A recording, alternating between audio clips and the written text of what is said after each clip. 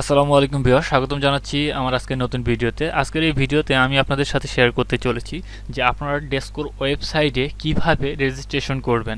ডেসকোর ওয়েবসাইটে রেজিস্ট্রেশন করার মাধ্যমে আপনি বিভিন্ন ধরনের সার্ভিস এই ডেসকো থেকে উপভোগ করতে পারবেন। তো চলুন, ডেসকোর ওয়েবসাইটে রেজিস্ট্রেশন করার জন্য আপনাকে প্রথমে এই ওয়েবসাইটের এই লিঙ্কের মাধ্যমে প্রবেশ করতে হবে, ocms.desco.org.bd, তারপর হচ্ছে 8080/login। ওকে, এই অ্যাড্রেসের মাধ্যমে আপনাকে লগ ইন করতে হবে। আমি অ্যাড্রেসের লিঙ্কটি আমি ভিডিওর ডিসক্রিপশনের লিঙ্কে দিয়ে রাখবো। আপনি চাইলে সরাসরি আমার ভিডিওর ডিসক্রিপশন লিঙ্ক থেকেও চলে আসতে পারেন এই ওয়েবসাইটে। ওকে, অথবা আপনি যদি শুধু ocms.desco.org লিখে সার্চ করেন গুগলে, তাহলেও কিন্তু আপনি পুরোপুরি এই ওয়েবসাইটের ভিতরে চলে আসতে পারবেন।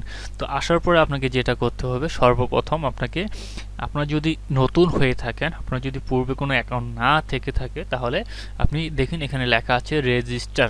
ওকে, তো রেজিস্টার বাটনে ক্লিক করবেন। রেজিস্টার বাটনে ক্লিক করার পরে দেখুন এই জায়গায় একটা অপশন আছে, আপনার বলা আছে ইউজার রেজিস্ট্রেশন ফর্ম। এটা কিন্তু ইউজার রেজিস্ট্রেশন ফর্ম। দেখুন এখানে অনেকগুলো ঘর আছে, সেই ঘরগুলো আপনাকে পূরণ করতে হবে। তো প্রথমে বলছে অ্যাপ্লিকেশন টাইপটা কি নতুন, আপনি কি অলরেডি মানে আপনার কোনো মিটার আছে এরকম কি। আপনার যদি অলরেডি কোনো মিটার না থাকে, আপনি যদি একদম ফ্রেশ হন, তাহলে নিউ থাকবে। আর আপনার যদি পূর্বে কোনো কনজিউমার অথবা কোনো মিটার থেকে থাকে, দেখা যাচ্ছে আপনি অলরেডি আপনার ভবনের জন্য একটি মিটার আছে, সেটি আপনার নামে আছে, তাহলে আপনি এক্সিস্ট কনজিউমার দিতে পারেন। কিন্তু আপনার নামে পূর্বে কখনোই কোনো মিটার ছিল না, তাহলে নিউ। ওকে, যদি আপনি একেবারে নিউ হয়ে থাকেন তাহলে নিউ। আর যদি আপনার পূর্বে কোনো মিটার থেকে থাকে, তাহলে এখানে এক্সিস্ট কনজিউমার, তারপরে যে আপনার যে মিটার নাম্বারটা আছে সেটা আর কি আপনি নিজেই মালিক, তাহলে এখান থেকে দিতে হবে অ্যাকাউন্ট হোল্ডার। ওকে, আপনি সেই মিটারের অ্যাকাউন্ট হোল্ডার। তারপর এখানে মিটার নাম্বারটি বসিয়ে দিলে, হ্যাঁ, যদি এখানে মিটার নাম্বারটি বসিয়ে দেন, সাপোজ আমার এই যে মিটার নাম্বারটি দেখতে পাচ্ছেন, এটা যদি আমি বসিয়ে দিই, দেখুন এখানে আমার কিন্তু এই যে নাম চলে আসলো, মোবাইল নাম্বার চলে আসলো, এরকম বেশ কিছু তথ্য চলে আসবে। আর আপনি যদি একবারে নতুন হন তাহলে নতুন। ওকে, তো নতুন হলে এখানে আপনার এনআইডি নাম্বার দিতে হবে। এখানে আপনি চাইলে পাসপোর্ট নাম্বার, যদি আপনার যদি এনআইডি না থাকে, পাসপোর্ট থাকে, তাহলে আপনি পাসপোর্ট আইডি বসিয়ে দিবেন এখানে। যদি এনআইডি থাকে তাহলে এনআইডি নাম্বার। সাপোজ আমি এক্সাম্পল হিসেবে দিচ্ছি 1 2 3 4 5 6 7 8 9 10 11। ওকে, আচ্ছা, তারপর মনে করি এখানে আপনি একটা নাম দিবেন। এখানে আমি একটা নাম দিলাম এবিসি, আপনার এক্সাম্পল হিসেবে এবিসি ডেসকো। ওকে, আমি একটা নাম দিলাম। এখানে আপনার ফাদার নাম দিবেন, সে আপনার ফাদার নাম এবিসি ডেসকো। মাদার্স নেম দিবেন। ওকে, তারপর এখানে আপনি জেন্ডার দিবেন। জেন্ডার বলতে আপনি আপনার লিঙ্গ কি, আপনি কি পুরুষ নাকি মহিলা নাকি উভয়। যদি আপনি পুরুষ হন তাহলে পুরুষ। তারপর হচ্ছে আপনার এখানে জন্ম তারিখটা দিতে হবে। জন্ম তারিখ দেওয়ার জন্য এখানে প্রথমে এই জানুয়ারির যে লেখাটা আছে এটার উপরে ক্লিক করতে হবে। এটার উপরে ক্লিক করলে তারপর শুধু মাসগুলো দেখাচ্ছে, তারপর আবার এখানে ক্লিক করলে শুধু বছরগুলো দেখাবে। তাহলে আমি যদি 1900 সালের আগে 2000 সালের আগে জন্ম হয়ে থাকে, তাহলে আমাকে এইভাবে ব্যাক আপ ডাউন করতে হবে। সুতরাং আমি যদি 1993 বা 94 সিলেক্ট করি, তাহলে 94 এখানে ক্লিক করতে হবে। তারপর আসলো 94 কোন মাস, জুন। তারপরে এখানে জুনের কত তারিখ, 15। দেখুন, তা আমার 15/6/1994 ডেটটা হয়ে গেল।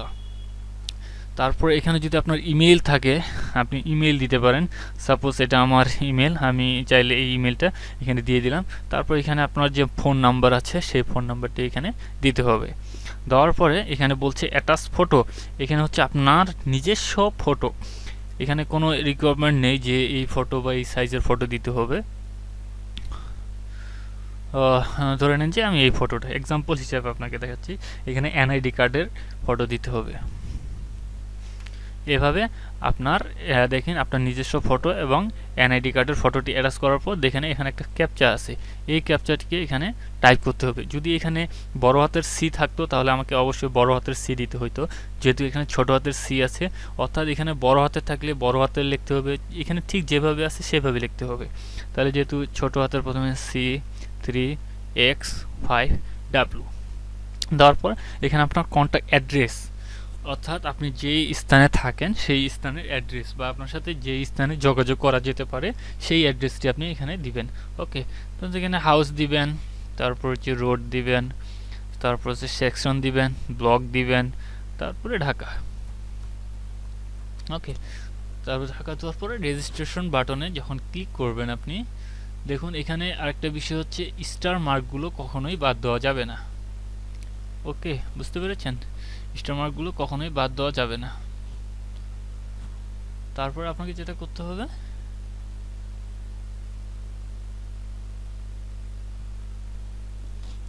রেজিস্টার বাটনে ক্লিক করলে আপনার রেজিস্ট্রেশনটি সাকসেসফুল হয়ে যাবে। যখন আপনার রেজিস্টার বাটনে ক্লিক করবেন তখন আপনি আপনার ফোনে একটি এসএমএস পাবেন। এইখানে আমি ক্লিক করার পরে আমাকে একটু পরবর্তী পেজে নিয়ে যাবে। সেই পরবর্তী পেজটাতে লেখা আছে যে আমাকে একটি কোড পাঠানো হয়েছে, সেই কোডটি সেখানে বসানোর জন্য। তো আমি যখন ওই কোডটি ওখানে বসাবো, বসানোর পরে আমার অ্যাকাউন্টটা অ্যাক্টিভ হয়ে যাবে। যখন অ্যাকাউন্টটা অ্যাক্টিভ হয়ে যাবে, যেই এসএমএসটা পেয়েছিলেন সেই এসএমএসে আমার ইউজার আইডি আর পাসওয়ার্ড দেওয়া আছে। তখন শুধু আমি জাস্ট লগ ইন বাটনে ক্লিক করব, এখানে আমার ইউজার আইডি আর পাসওয়ার্ড লিখলেই আমি আমার ড্যাশবোর্ডে লগ ইন করতে পারবো। তো এইভাবে মূলত আপনারা ডেস্কোর ওয়েবসাইটে রেজিস্ট্রেশন করবেন। তো আমার ভিডিওটি ভালো লেগে থাকলে অবশ্যই আমার চ্যানেলটি সাবস্ক্রাইব করবেন এবং পাশেই থাকবেন। ধন্যবাদ।